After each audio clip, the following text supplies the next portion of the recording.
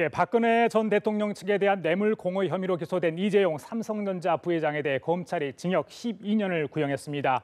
한편 휴가를 마친 문재인 대통령은 트럼프 미국 대통령과 전화통화에 이어 수석 보좌관 회의를 주재하면서 공식 업무에 복귀했습니다.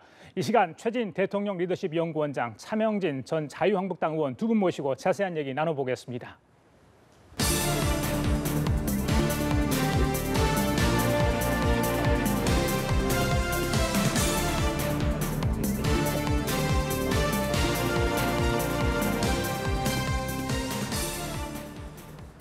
예, 들으신 것처럼 잠시 전 이재용 삼성전자 부회장에 대한 결심 공판이 있었습니다.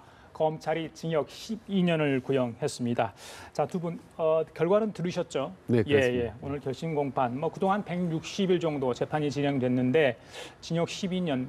검찰 쪽에서는 이제 중형을 선고한 건데 결과에 대해서는 어떻게 보십니까? 일단 결심입니다. 지금 예상을 했지만 예. 참 구형이 세다라는 예. 느낌을 받았고요. 세기의 재판이라고 하는데 말이 세기의 재판이 사실은 정말 부끄러운 재판인 거죠. 대한민국 권력 서열 1위였던 어떤 대통령 그리고 재계 서열 1위였던 그룹의 사실상 총수가 돈을 주고 받았다 말았다. 하여튼 최종적으로 이 사건을 지금 구형을 한 건데 예. 저는 오늘 이재용 부회장의 12년도 놀랍지만 그 삼성전자 간부들에 대한 구형도 상당히 놀랍습니다. 그렇죠. 7년에서 10년이 나왔습니다. 그렇습니다. 4명 했는데 3명에게 10년씩을 구형을 했고 예. 한 명은 7년. 예. 그러니까 말하자면요. 이재용 회장을 포함한 삼성 임원 5명에게 무려 47년을 구형한 겁니다. 예. 말하자면 정말 이거는 그때 박영수 특검이 여러 번 얘기했던 표현이제 세계 재판이라는 그 이유가 세계적인 정경유착이라는 거 아니겠습니까? 예, 예. 그러니까 이 정경유착을 크겠다는 아주 확고한 아주 정말 단호한 그 의지가 그대로 나타난 게 바로 오늘 이 높은 구형 형량이라고 봅니다. 예, 알겠습니다. 자, 최 의원님, 검찰 쪽에서는 이재용 경영권 승계 작업 도움받기 위해서 박근혜 정부에게 청탁을 했다 이런 이야기고요. 삼성 측에는 부정 청탁 증거 없다. 최 씨의 모략에 빠져서 정유라 씨에게 승마 관련해서 지원을 했다 이런 주장을 했습니다. 물론 아직까지 이제 최종 선고가 남아 있기 때문에 좀 기다려봐야 되는데 이후에도 좀 논란 쟁점거리는 계속 있어 보입니다. 그렇죠. 예. 예. 쟁점이 한 4가지 정도 돼요. 하나는 이재용 씨가 과연 자기 아버님이 병상에 누워 있는데 그동안에 삼성물산과 제일모직의 합병을 통해서 경영권을 승계하는 것이 과연 이번 과정에 있었는가? 예. 그리고 그것이 이익이 이분한테 됐는가라는 거죠. 하나. 그다음에 그 상대로서 박근혜 전 대통령과 실제 그 뇌물을 어떤 수수하고 압박을 넣었다고 여겨지는 최순실 씨는 과연 동일체인가? 예. 세 번째로는 이 과정에 과연 이재용 씨로부터 박근혜 전 대통령 등 최순실 씨에게 청탁이나 특혜 요구가 있었는가? 네 번째는 뇌물이 오갔는가? 근데 이 점과 관련해서 제가 볼 땐 이래요. 이제 공방이 지금 치열하게 오갔는데 예. 160일 동안 거의 5달 동안 이제 오간 거 아닙니까?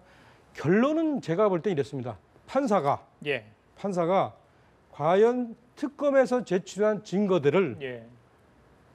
정황 증거들이 이제 과연 이제 그야말로 찬만큼 쌓였는데 예. 이것을 놓고 직접 증거와 동일한 증거로 인정하느냐 마느냐 예. 저는 이게 이제 판사의 결정의 핵심이 될 것 같아요. 예. 그러니까 지금 각각 제가 말씀드린 4가지 부분에 대해서 개연성이 있는 그럴듯한 이 소설이 이야기가 만들어진다 이겁니다. 예. 그런데 과연 그것이 직접적인 증거로는 지금 하나도 없어요. 예컨대 뇌물과 관련해서는 K재단, 미르재단에 대해서 준 것이 과연 그것이 뇌물이냐?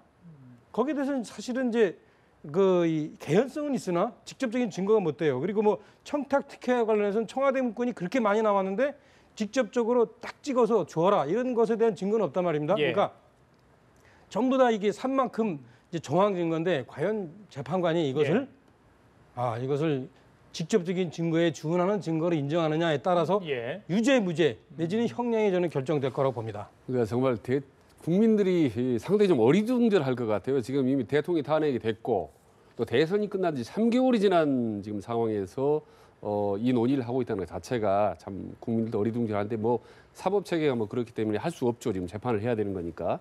근데 지금 그 방금 말씀하신 내용에 대한 것이 사실 이미 이제 사실은 사법부처 심판은 다 사실 평가는 끝났죠. 국민들도 7, 80% 이상이 문제가 있을 거란 여론조사가 있었고 특검이 그게 문제가 있었다고 해서 이제 기소를 했지 않습니까? 오늘 또 이를테면 이게 뇌물 공여, 횡령, 재산 해외 도피, 뭐 위증죄에서 5가지 혐의로 이제 기소를 한 거고 횡령을 이제 구형을 한 건데 거기다가 이제 국회 탄핵도 마찬가지고. 그리고 헌재에서 최종적으로 이 모든 혐의를 사실 인정해서 이제 탄핵이 된 건데 마지막으로 이제 어차피 재판부가 이제 판결을 해야 될 겁니다. 근데 저는 만약에 재판부에서 다른 판결이 나온다면 기존에 해왔던 모든 것들 6개월 동안 해왔던 이 모든 사법 체계라든 판결이나 이 부분 완전히 뒤집어지거든요. 예. 그래서요 일각에서 그런 질문을 합니다. 아니 그러면 재판부에서 만약에 뭐 무죄 판결 나오면 어떻게 되는 거냐고 대통령이 그럼 다시 복귀하는 거냐고 말이죠. 이런 엉뚱한 질문까지 하거든요. 그래서 어쨌든 저는 뭐 오늘 형량이 말해주듯이 이재용 12년 뭐 이후 나머지 뭐 10년, 10년 이 무거운 형량이 말해주듯이 이 형량의 문제일 뿐 그 유죄 입증에는 별 문제가 없지 않을까라고 저는 개인적으로 생각합니다. 오늘 이제 제가 먼저 말씀드릴까요? 이재용 부회장이 오늘 최후 진술에서 눈물을 흘렸다는 소식이 들어와 있는데 공소 사실은 이해할 수 없지만 모두 자신의 탓이다 이런 이야기를 했다고 합니다.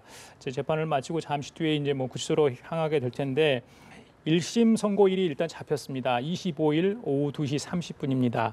25일 오후 2시 30분에 1심 선고가 있습니다. 자, 일단 구형은 이렇게 됐고요.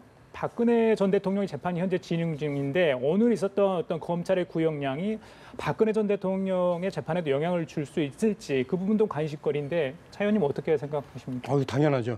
실제 뇌물을 준 사람과 뇌물을 받았다고 지금 혐의 받는 사람 중에서 한 사람이 뇌물을 줬다라고 판정이 되면 당연히 이것은 그 어떤 논리적으로 받은 사람이 받은 걸로 연결이 됩니다. 그래서 이번 재판의 경우에 박근혜 전 대통령의 이 재판에 거의 저희가 볼 때는 결정적인 영향을 미치는 거죠. 그래서 아마 우리가 이렇게 보면 박근혜 전 대통령이 재판받는 그런 태도나 변호사 어떤 그 전략 이런 걸 보면은 상당히 이쪽에 차 의원님 보시죠. 지금 이제 오늘 결심 공판 마치고 이재용 부회장이 호송차에 올라타는 모습 보고 계십니다.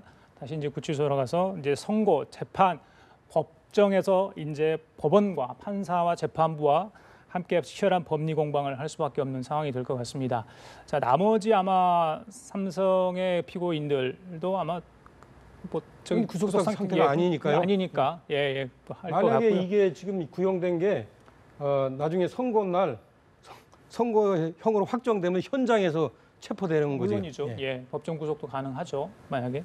자, 그리고 궁금한 게 1심, 2심 지난번에 대법원에서 선고 관련해서 TV 생중계 여부가 나왔지 않습니까? 네. 결정은 됐죠. 네. 근데 이제 이번에 25일 날이 첫 케이스가 될지 그 부분이 되는데 어떻게 보십니까? 이게 여러 가지 국민 알 권리 차원이냐, 여론 재판이냐, 뭐 여러 가지 이야기들이 이제 오가고 있는 상황인데 어떻게 보세요? 지금 흐름으로 보면은 아마 생중계를 할 것 같습니다. 이미 이제 박근혜 전 대통령이 또 이 재판받는 과정 당시에 생중계 여부가 참 이제 첨예한 쟁점이 됐지만은 또 당시에 또 잠깐이지만은 중계가 됐지 않습니까? 그렇다고 본다면은 이재용 씨 이 부분도 모든 전 국민적 관심사이기 때문에 생중계하는 아마 방향으로 이제 갈 것 같고요. 그리고 하나 덧붙이면 어떻게 보면 이재용 씨 입장에서는 상당히 좀 억울한 측면도 없지 않아 있을 거라고 봅니다. 왜냐하면 재벌 총수가 대통령하고 단둘이 마주 앉으면요, 정말 모든 말 한마디 한마디가 압박으로 느껴지죠. 그리고 무심코 던졌던 말 한마디, 눈빛 하나가 아주 강한 레이저로 받았을 가능성이 있고 동시에 그 자리에서 상당히 유혹을 느꼈을 겁니다. 왜냐하면 대통령이 말 한마디면 내 경영권의 승계 문제라든지 이런 문제 일거에 해결될 수 있겠다라는 그런 유혹에 빠질 수도 있지 않을까. 그래서 직접 뭐 했는지 안 했는지 모르겠지만 그런 부분에 대해서도 대통령에게 슬쩍 할 수 있는 말을 건질 수 있는 그런 은밀한 거래가 충분히 일어날 수 있는 게로 바로 대통령과 독대다고 이제 봅니다. 과거의 결례로 볼 때. 저는 그 여론 지금 그 최종 결심을 이제 언론에 공개하는 것에서 상당히 우려를 하는데요. 이번 재판의 경우에 특히 이게 박근혜 전 대통령 탄핵과 연결되면서 상당히 그 여론에 또 좌지우지되는 그런 그 경향이 있습니다. 조금 아까도 얘기하셨듯이 여론에서 이미 다 유죄로 생각하고 있는데 혹시 이거 무죄 나면 어떡합니까라는 우려를 지금 우리 최 원장께서 표명했듯이 이게 상당히 이거는 기본적으로 법치주의 원칙에 어긋남에도 불구하고 최근에 이 지금 이 국정농단 재판이 상당히 여론에 좌지우지되는 그런 경향이 있어요.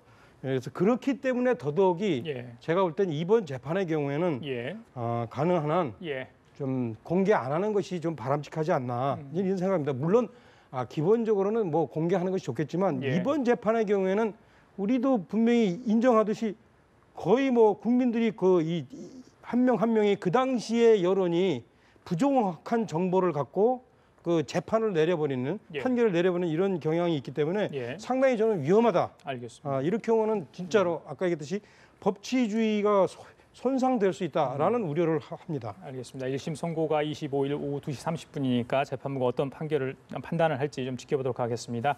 다른 주제 좀 넘어가 보겠습니다. 자, 문재인 대통령 휴가를 마치고 청와대로 복귀를 했죠. 뭐 휴가 중에 여러 가지 일을 했습니다. 사실 쉬는 게 아니었다 이런 뭐 지적도 있었는데 첫 한 게 이제 트럼프 대통령과 전화 통화 아니었겠습니까? 자, 어떻게 보세요? 이게 코리아 패싱 우려가 일각에서 있었는데 그걸 불식시켰다 이렇게 볼 수 있겠습니까?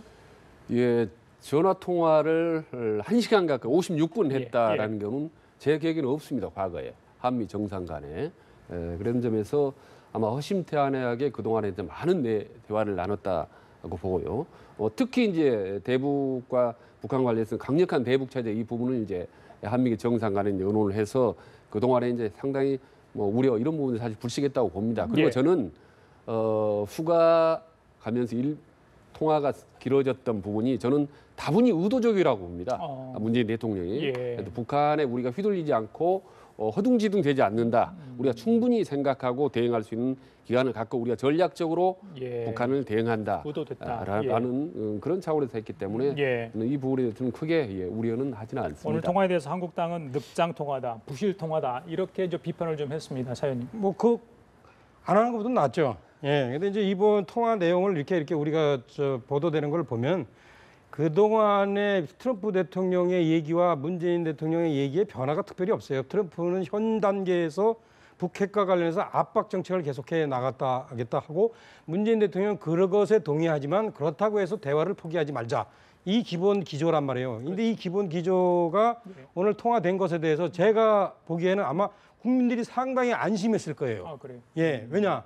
그동안 이제 그 문재인 대통령 휴가 가 계신 동안에 상당히 그 미국에서 특히 트럼프 대통령의 직접적인 입과 틸러슨의 입을 통해서 상당히 국민들이 우려하는 얘기들이 나왔어요. 어떤 얘기 나왔냐면 아시겠지만 뭐 한국 사람 몇천 명 피해를 보더라도 직접적으로 공격을 할 수 있다라는 얘기를 트럼프가 직접 트윗했었고 또 틸러슨 같은 경우에는 한국을 제끼고 북한과 같이 소위 말하면 평화협정, 주한미군을 철수를 전제로 하는 그런 평화협정을 할 수도 있다. 이런 식으로 얘기를 하면서 상당히 그 국민들이 불안해했을 거예요. 그러니까 이미 그 불안해한 것은 북핵이 이미 완전히 레드라인을 넘은 것이 아니라 완전히 저마치 가 있구나. 그리고 그 과정에서 이제는 한국은 제껴지고 미국이 직접적으로 행동을 나설 수밖에 없구나. 라는 그런 우려를 했는데 아직은 그건 아니구나. 상당히 그 한국과 미국이 공조해 가면서 압박하는 단계이구나. 라는 것을 국민들이 들었기 때문에 상당히 안심이 되는데 동시에 우리는 여기서 또 그런 걸 알아야 돼요. 앞으로 더 가면 미국 같은 경우에는 상당히 여러 가지 준비를 해서 직접적으로 예방 공격을 할 수도 있고 내지는 어떤 그 한국뿐만 아니라 중국까지도 이렇게 제껴가면서 북한과의 직접적인 큰 빅딜을 할 수도 있겠구나. 이런 생각을 우리가 할 수 있기 때문에 현재 단계에서 저는 한미 공조가 상당히 중요하다. 서로 템포를 맞추는 것이 중요하다는 것을 우리도 이렇게 알아야 될 것 같습니다. 의미 부여를 해주셨고요. 자, 문 대통령이 휴가 중에 읽은 책이 좀 화제죠. 그때 원장님 나오셔가지고 저희들 휴가 직전에 이번에 어떤 책을 읽을까 리스트가 나오지 않았었는데 뒤늦게 이제 SNS상을 통해서 이 명견말리라는 책을 일독을 권했다고 합니다. 읽어보셨습니까? 예, 저도 좀 다는 못 읽어보고요. 예, 예. 쭉쭉 봤는데 그래요? 예. 그 정책 구상하는데 앞으로 뭐 전국 구상이랄지 도움이 될 만한 책이라고 지금 익히 알려져 있는 것 같습니다. 예, 좀 말하자면 한국판 미래서적입니다. 과거 이제 제3의 물결에서 예, 엘빌 예. 토프로 와 같은 한국판 이제 책이죠. 앞으로 한국 정치나 사회 문화가 어떤 식으로 전개될 것인가를 이제 쓴 책인데요. 조금 전에 이제 우리 차 의원님 말씀하신 예. 뭐 여론 정치 우려하고 또 지금 전에 코리아 패싱 우려했던 그 답이 사실 이 책에 있어요.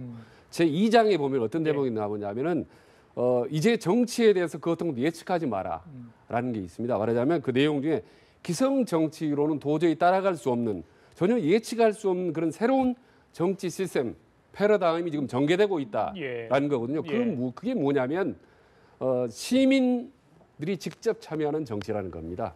그래서요 지금은 우리 국민들 예전처럼 여론에 휩쓸리거나 현혹되거나 하지 않습니다. 예. 그렇기 때문에 여론 정치가 중요한 게 아니라 민심 정치, 국민 정치, 대중 정치 이게 중요한 거죠. 예. 그래서 이제 국민들 대중들을 위해서 재판도 공개할 걸 하고 또 우리가 미국에 이끌려가지 않고 뭔가 주소적으로 우리가 좀 때를 기다릴 때는 기다리고 예. 좀 이렇게 자주적으로 정치를 하자 뭔가 예. 이런 이제 내용들이 많이 담겨 있는데요. 예. 아무튼 보면 그 중에 이제 하나가 2016년 그 대통령 선거 때 미국 대통령 선거 때 4살, 5살 먹은 애들이 이 길거리 쭉 모여가면서 뭐 영어로 이게 구호를 외쳤다는 거예요. 왜냐하면 우리는 선거를 못하지만 어른들은 할 수 있어요라고. 그러니까 유치원 애들이 선거를 이렇게 동의할 정도로 하다. 예. 그리고 그것도 하나는 이제 정치와는 별개의 문제지만 뭐 장수 혁명 시대, 120세 시대 그런 제3의 연령 시대에 상당히 우리가 미래를 대비해야 된다. 이런 예. 다양한 부분들이 있는데 저는 이제 방송 오기 전에 당장 이제 제 대학생 다니는 그 딸내미한테 저는 책을 이제 보냈습니다. 예, 그래서 정치형을 떠나 정치형 내용도 우리 패널 하는 분들이 좀 참고할 내용이 있을 것 같고요. 예. 우리 애들한테 좀 권할 책인 것 저는 같습니다. 책은 안 맞는데 제가 정치이니까 정치 전문가니까 예. 명경만리 그 프로그램즈에서 정치 파트를 제가 봤어요. 그래서 그렇구나.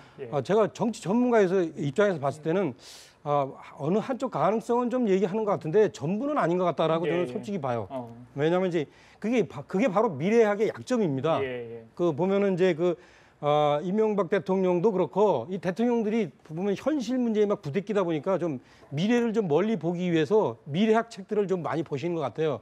그런데 그게 어떤 약점이 있냐면 어떤 우리가 가야 될 지점들을 보여주는 산 꼭대기들을 보여주는 점은 있지만 그곳으로 가는 과정들은 사실은 미래학 책이 못 보여주거든요. 이제 그런 측면에서 보면 정치 분야도 제가 보면은 이게 조금 말씀하신 직접 민주주의 이런 부분은 좀 얘기하는 것 같은데 예. 사실은 그보다 더 중요한 게 어떤 다원 민주주의거든요. 예. 그 다양한 부분들을 좀 고려해야 되는. 근데 그런 부분은 좀 제가 그때 봤을 때 좀 빠졌어요. 그래서 다원 민주주의를 좀 더 열심히 보셨다면 지금처럼 협치를 이미 한쪽으로 이렇게 제껴놓는 예. 그런 식은 안 했을 것 같다. 그거는 왜 문재인 대통령뿐만 아니에요. 이명박 대통령도 똑같은 제가 그런 모습을 봤어요. 그래서 당시에 그 여야의 어떤 극단적인 대립을 이렇게 많이 가시더라고요. 그래서 미래학 책 잘 못 보신 것 같다. 저는 그런 생각이 들었어요, 솔직히. 이번에 읽으셨으니까 뭐 달라지겠네. 그런 내용도 많이 들어 있습니다. 알겠습니다. 협상의 중요성이라는 게. 뭐 인권 북한, 뭐 인구 뭐 여러 가지 많죠 내용들이. 이제 국민의당 얘기 좀 하겠습니다. 자, 뭐 집안 싸움이 뭐 점입 가경이라고 해야 됩니까? 아직 뭐 본선, 그러니까 후보 등록해가지고 레이스 들어가기 전에 너무 시끄러운데 중요한 건 국민들이 어떻게 보느냐 이거 아니겠습니까? 어떻게 해서 지금 이 집안 싸움 어떻게 봐야 됩니까? 지금 그동안 국민의당의 위기 여러 번 있었는데요. 이번이 진짜 위기인 것 같아요. 왜냐하면 내부 위기이기 때문에 이게 제일 무서운 거거든요. 지금 내부에 갈라진 것에 대해서 방금 말씀드린 국민들이 심판할 거거든요. 이 심판의 방향이 어디로 기울느냐에 따라서 국민의당의 어떤 미래가 좌우된다고 보는데 지금 이제 안철수 전 대표는 그렇게 얘기를 했습니다. 주위에서 나보고 보약 먹고 미래를 차분히 대비를 하라고 했지만 본인은 지금 차라리 독약이든 독배를 마시고 우리 당의 위기를 구하겠다라고 이제 얘기를 했는데 그 부분에 대해서 이제 동의하고 맞다 일리가 있다라고 하는 것은 현재 뭐 소수인 것 같아요. 특히 당 내에서 강력한 반대가 있고 더구나 반대의 표현들이 정말 거칩니다. 천정배 의원 같은 경우 상당히 좀 점잖은 분인데 보면은 뭐 구태 정치라는 몰염치의 극치라든지 말이죠. 아주 강력한 말. 그 이상돈 의원 같은 경우도 뭐 헛소리라는 표현을 이상돈 의원 얘기 좀 들어볼까요? 예, 예, 이렇게 이야기했다고 합니다. 예, 들려주시죠. 네, 저는 뭐 지난번 총선이나 이런 거간에 좀 지방의 그 원외위원장 사정을 뭐 굉장히 많이 아는 사람이죠. 100명씩 나올 수가 없습니다. 까지 한 건 아니고 뭐 동의를 했다고 그러는데 그 동의도 정확한 것 같지 않고 그 109명의 명단을 발표해야 되지 않습니까? 못하고 있지 않습니까? 그리고 109명의 숫자가 나올 수가 없습니다. 그 제보 조작 사건이 재판이죠. 지난 총선 때 공동선대위원장까지 해놨습니까? 굉장히 네. 쓴소리를 했어요. 방금 말씀한 헛소리 뭐 이런 얘기까지 했죠. 예, 그렇습니다. 지금 보면 국민의당이 불과 며칠 전까지 제보 조작 의혹 사건으로 상 위기에 처해 있는데 이건 109명도 제보 조작한 거 아니냐라고 얘기를 했고 안철수 출마 스스로가 출마한 게 뭐 정규 충격 뭐 이렇게 통해서 당의 어떤 강한 자극을 주기 위한 거다. 출마가 그게 헛소리다 이렇게 얘기를 했거든요. 그리고 보면 지금 영어 같은 경우 불시이라는 단어가 있다라고 하는데 저건 이제 한국말로 옮기기도 좀 거북할 정도로 미국에서는 정말 말도 안 되는 말을 할 때 쓰는 어떻게 보면 정말 욕설에 가까운 그런 단어거든요. 욕설에 관한 가까운 단어들이 당 내에서 안철수 전 대표에게 쏟아지고 있다는 이 현실을 어떻게 극복할지 많이 좀 걱정이 됩니다. 많은 분들이 민주당에 국민의당에 계신 분뿐만 아니라 국민의당에 계시지 않은 분들 또 정치하는 분뿐만 아니라 정치 안 하는 분들조차 안철수가 위기를 조정한다 이렇게 얘기하는데 저는 오히려 거꾸로 위기이기 때문에 안철수가 나왔다 이렇게 생각을 합니다. 지금 국민의당의 실제 형편은 역대 모든 제3의 당이 그랬듯이 조만간에 민주당에 흡수되거나 아니 공중분해될 수밖에 없는 위치에 있었어요. 실제. 왜냐? 현재 지난번 대선에서 우리가 정말로 저는 정치하는 사람으로서 놀라운 현상을 하나 발견했는데 국민의당 안철수 후보가 있죠. 전국에서 다 고른 득표를 받았어요. 이러한 경우는 우리나라에 역사에 없었어요. 실제로. 그리고 그 고른 득표를 받은 근거는 자기가 나름대로 중도를 표방해서 그렇겠습니다. 그런데 그것과 현재 민주당의 실제 권력을 쥐고 있는 의원들의 구성과 이게 좀 안 맞는 거예요. 의원들은 호남입니다. 물론 그 호남의 중도도 있지만 중도냐 뭐 보수냐 뭐 좌파냐 이거와 상관없이 호남이라는 그 지역 하나로 이렇게 되어 있는 겁니다. 그래서 그분들이 지금 어떤 위기에 있느냐? 민주당이 흡수될 위기에 있는 거예요. 그렇게 보면 안철수 후보 입장에서는 내가 만든 당인데 저게 민주당이 흡수돼? 이런 제가 볼 때는 위기감을 느꼈기 때문에 본인이 그러한 위기 상황을 타개하고자 저는 이번에 전면에 나서서 당대표에 출마한 것이 아닌가. 그렇다면은 이것은 안철수는 위기를 조장한 것이라 위기를 극복하기 위해서 나온 거다. 그런 안철수의 모습이 정말로 민주당에서는 얄밉고 또 국민의당에서 또 민주당하고 어떻게 좀 잘해보려는 사람들 입장에서는 정말로 섭섭하고 그렇기 때문에 저는 욕하는 것이 아닌가 이렇게 생각이 듭니다. 아니, 조금 전에 말씀. 원님 한 여쭤볼게요. 지금 이제 방금 전에 오늘 있었던 여론조사 결과 오늘 발표된 여론조사 있었는데 국민의당이 한 2%포인트 올라갔습니다. 그렇다 보니까 이게 어떻게 해석해야 되느냐. 그래서 안철수 전 대표의 전당대회 출마의 어떤 탄력을 받은 거냐. 아니다. 그냥 국민의 관심이 조금 반영된 거다. 이런 뭐 해석들이 분분한데 어떻습니까? 저는 뭐 2%의 큰 의미는 부여하기는 그렇고 굳이 이제 부여를 한다면 저는 방금 말씀 후자 쪽이라고 봅니다. 일종의 노이즈 마케팅 효과인 거죠. 항상 시끄러울 때 이제 관심을 끄는 건데 조금 전에 말씀 우리 차 의원님 잘 하셨는데요. 안철수의 생각이라고 봅니다. 저는 그러니까 안철수 전 대표가 생각해 본인이 스스로 생각하기에 그건 위기다. 이제는 내가 나서야 될 시점. 이 모든 것을 본인이 생각하는 거죠. 그러니까 당이나 당의 중진이나 국민이 생각하는 위기, 나서야 될 때 이거하고 상당히 괴리가 있는 거죠. 그런 점에서 이제 언론이나 모든 패널들이 안철수 리더십을 비판할 때 타이밍을 놓친다라는 건데 그거는 본인이 생각하는 타이밍하고 국민들이 생각하는 타이밍하고 항상 엇박자가 난다는 거거든요. 그래서 이번 점에서도 상당히 방금 여러 가지를 생각하더라도 저는 타이밍은 맞지가 않다. 이거는 안철수 생각일 뿐이다. 그 생각과 당원들 그리고 정치권 그리고 국민들의 생각과는 상당히 좀 괴리가 많이 있는 것 같습니다. 예, 알겠습니다. 오늘 이 질문으로 좀 정리를 하도록 할까요? 홍준표 대표가 이 문무일 검찰총장의 예방을 정중히 사양했다고 합니다.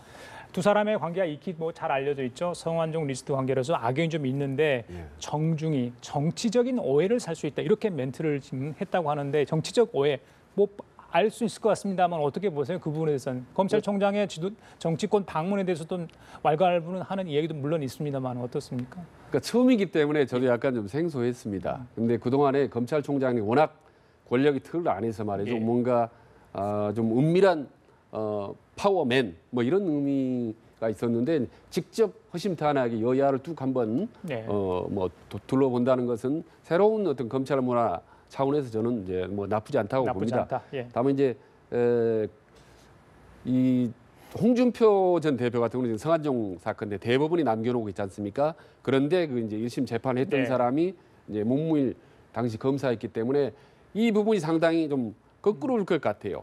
과거에 검찰 대 피의자로 만났었는데 세월이 지나서 지금은 검찰총장 대 제1야당의 대표. 아직 재판은 정말 진행 중이고 아주 어색한 예. 그런 만남이거든요.